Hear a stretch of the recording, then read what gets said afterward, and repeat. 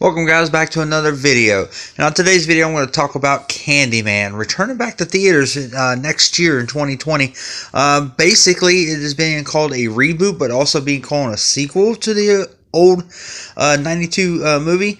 To be honest with you, I barely remember too much of Candyman. I remember watching it back then when I was probably like 11, 12 years old, and it didn't really, I guess, I know of the character. It's basically like a Bloody Mary type movie, where you say, Candyman in the mirror 5 times.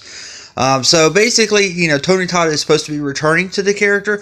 Not really much is known, except for the fact that Jordan Peele is actually looking at producing this movie and everything, which is, he does Get Out and Us, and is doing really good horror stuff recently. So therefore, for him to be actually attached to this is kind of weird, because this is like a B-C type movie that came out back then, and not really is, it's more, it doesn't really have a big following and everything. So they've done direct to video movies, sequels to the original Candyman. Only the first one was the only one to ever even actually make theaters. So it kind of makes me wonder, why all of a sudden are we looking back at Candyman again?